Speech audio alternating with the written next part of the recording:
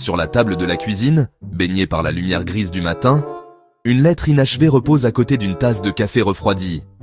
L'encre a légèrement bavé, comme si l'auteur avait hésité ou s'était interrompu brusquement. Ce simple morceau de papier, oublié dans le silence, allait bientôt devenir la clé d'un mystère qui entrait tout un village. La lettre commençait simplement, d'une écriture soignée et appliquée. « Mon cher Paul, j'espère que tu vas bien. » Les mots respirent la tendresse, la routine d'une correspondance familière, comme tant d'autres échangés entre amis ou parents, séparés par la distance. Mais soudain, l'écriture change. Les lettres deviennent nerveuses, presque illisibles, comme si la main de l'auteur tremblait. La phrase s'interrompt brutalement. Quelque chose ne va pas. Le ciel. On devine la panique, l'urgence, dans ce dernier trait d'encre. Une longue trace d'encre, étirée sur le papier, témoigne d'un geste interrompu. Le stylo, abandonné en suspens, semble raconter à lui seul la violence de l'instant. Comme si la main avait été arrachée au papier, laissant derrière elle une énigme. Cette lettre fut le premier indice d'un drame silencieux, car, au matin, le village tout entier semblait s'être évaporé. Plus un bruit, plus une âme. Les volets clos, les portes entr'ouvertes, tout donnait l'impression d'un départ précipité, mais sans trace de fuite. Valombre, 300 âmes, effacées en une nuit. Un village paisible où la vie suivait son cours, soudain rayé de la carte. Les souvenirs des habitants, leurs rires, leurs disputes, tout s'est dissous dans l'air du matin. Un an plus tard, le mystère reste entier. Les jours passent, les saisons changent, mais aucune réponse ne vient apaiser l'angoisse de ceux qui restent. Le temps semble s'être figé à Valombre, prisonnier d'une brume persistante. Les enquêteurs ont tout fouillé, chaque maison, chaque grange, chaque recoin du village. Ils ont interrogé les rares témoins, épluché les archives, mais n'ont rien trouvé. Pas la moindre trace de lutte, pas un indice tangible, pas de corps, pas de lutte, pas de rançon. Les maisons sont restées intactes, les repas parfois encore sur la table, comme si les habitants s'étaient volatilisés en pleine vie. Tout respire l'absence, un vide oppressant. Juste des maisons vides, des rues désertes et un silence assourdissant qui pèse sur chaque pierre. Le vent s'engouffre dans les ruelles, soulevant la poussière, mais rien ne vient troubler la quiétude étrange du lieu.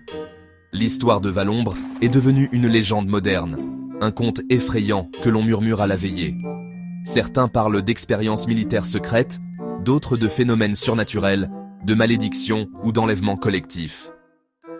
Les théories les plus folles circulent, mais aucune ne convainc vraiment. Les médias du monde entier se sont emparés de l'affaire, spéculant sans relâche. Reportages, articles, documentaires, tous cherchent à percer le secret de Valombre. Mais la vérité demeure cachée dans la brume, insaisissable. Chaque objet laissé derrière, une clé, une photo, un jouet d'enfant, est un fragment d'un puzzle impossible à reconstituer. Ces vestiges du quotidien sont autant de questions sans réponse, de souvenirs suspendus.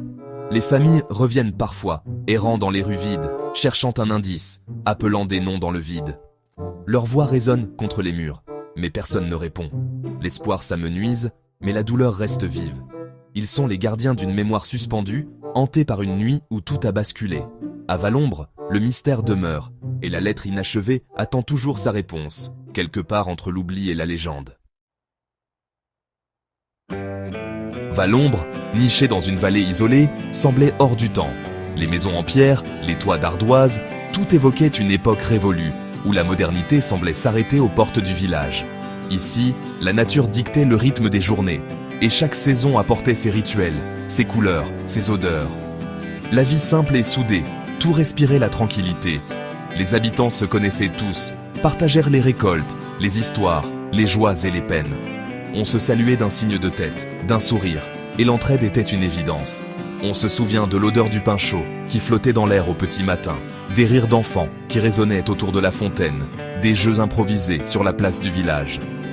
Le soir venu, les portes restaient ouvertes, la lumière dorée, invitant voisins et amis à entrer, à partager un repas ou simplement quelques mots. C'était la France rurale, authentique, paisible, où le temps semblait s'étirer, loin du tumulte des grandes villes. Rien ne laissait présager la tragédie. Les jours s'écoulaient, identiques et rassurants, portés par la routine et la confiance. Les préparatifs du marché de Noël battaient leur plein. La météo était clémente, et l'excitation montait à l'approche des fêtes. Les enfants rêvaient de cadeaux, les adultes de retrouvailles. Le maire parlait de rénover l'école, d'offrir un avenir aux plus jeunes, de préserver la mémoire du village. La vie suivait son cours, rythmée par les petits gestes du quotidien, les marchés, les récoltes, les discussions sur la place. Aucun signe d'alerte, aucune tension. Tout semblait parfaitement normal, presque immuable. Pourtant, avec le recul, certains détails intriguent, des lumières étranges dans le ciel, des animaux soudainement agités, des aboiements inhabituels dans la nuit. À l'époque, personne n'y a prêté attention. Chacun était absorbé par ses tâches, ses préoccupations, sans imaginer l'ombre qui approchait. Aujourd'hui, ces souvenirs sont scrutés comme des indices, chaque détail réexaminé à la lumière des événements qui allaient bouleverser Valombre. Étaient-ce les premiers signes du drame à venir? Des avertissements que personne n'a su interpréter? Le village semblait à l'abri de tout, protégé par ses montagnes et ses traditions, jusqu'à cette nuit fatidique où tout a basculé. La nuit du 23 novembre débute comme toutes les autres. Le froid s'installe, la brume enveloppe la vallée, les lumières s'éteignent, les derniers messages et appels sont banals, sans inquiétude. À 1h17, tout s'arrête. Plus aucun signal, plus aucun bruit. Un pilote signale un flash lumineux, un astronome note des perturbations magnétiques. À l'intérieur, tout est figé. Une télévision allumée, une partie d'échecs interrompue, des tables dressées. Les habitants ont été surpris au milieu de la nuit, sans panique ni fuite. Une interruption soudaine, totale, inexplicable. Les témoignages extérieurs ne prennent sens que plus tard. Le village s'est éteint en un instant. Personne n'a rien vu venir. Le mystère s'est installé avec le silence. Le matin du 24, le facteur découvre un silence anormal. D'habitude, il entend les premiers bruits de la vie. Une radio, une porte qui claque, un chien qui aboie. Mais ce matin-là, tout est figé, comme si le village retenait son souffle. Pas de bruit, pas de fumée, pas de vie. Les rues sont baignées d'une lumière étrange, irréelle, qui accentue l'absence de toute activité humaine. Même les oiseaux semblent s'être tus. Les maisons sont ouvertes, les petits déjeuners abandonnés. Des tasses encore tièdes, des tartines à moitié mangées. Tout laisse penser à un départ précipité, sans explication. Les animaux errent, affamés. Seuls les humains ont disparu. Les chiens attendent devant les portes. Les chats miaulent dans le vide, cherchant leur maître disparu. 302 personnes, volatilisées. Pas un cri, pas un appel à l'aide. Rien n'a alerté les villages voisins. Les recherches sont vaines. Forêts, lacs, grottes, rien. Les secours ratissent la région, mais aucune trace. Aucun indice ne permet de comprendre ce qui s'est passé. Pas de traces de départ, pas d'indice. Le sol est intact, aucune empreinte inhabituelle, aucune marque de lutte. Les enquêteurs parlent d'une scène de crime sans crime. Tout est en ordre, mais tout le monde a disparu, comme effacé d'un coup de gomme. Un malaise profond s'installe, même chez les secouristes.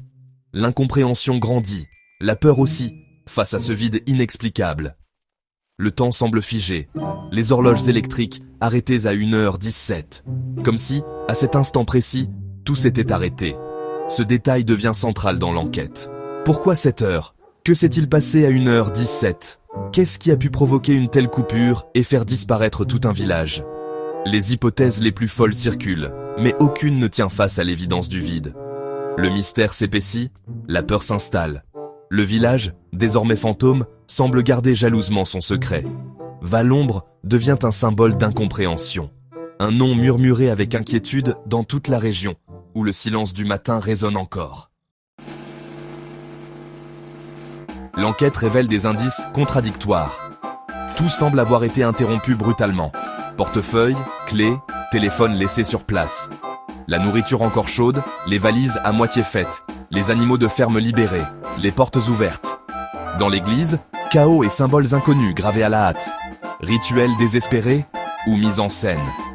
Toutes les communications coupées à 1h17 suite à une impulsion électromagnétique d'origine inconnue. Pourtant, certains appareils fonctionnent encore. Comment expliquer une force aussi sélective et puissante? Quand la raison échoue, l'imagination prend le relais.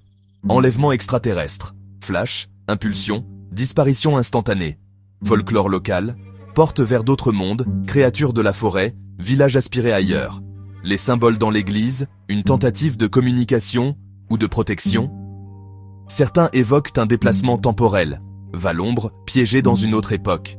L'arrêt des horloges serait le moment du basculement. D'autres parlent d'une anomalie de la réalité, un bug qui aurait effacé le village. Ces théories, aussi folles soient-elles, offrent une forme d'espoir ou de poésie. Valombre devient un avertissement, un rappel de notre fragilité. Un an après, Valombre est une zone interdite, mais le mystère persiste. Gendarmes et scientifiques signalent des phénomènes étranges. Lumière, voix, rires d'enfants. Les familles, réunies en association, refusent l'oubli. Pour elles, les disparus sont des absents. L'espoir d'un retour subsiste. Chaque objet retrouvé est un lien précieux. La région porte la cicatrice du drame. Peur, méfiance, tourisme morbide. Le sentiment de sécurité est brisé. La question hante tous les esprits. Et si ça arrivait ici? Valombre fascine autant qu'il effraie.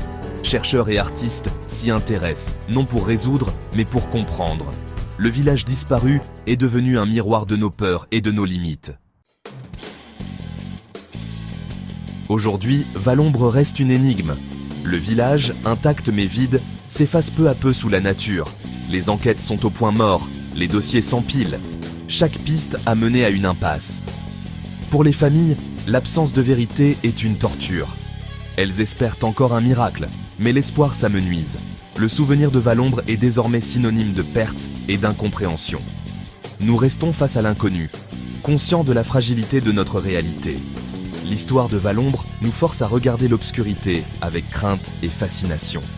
Le village a disparu, mais son mystère demeure, gravé dans notre mémoire collective.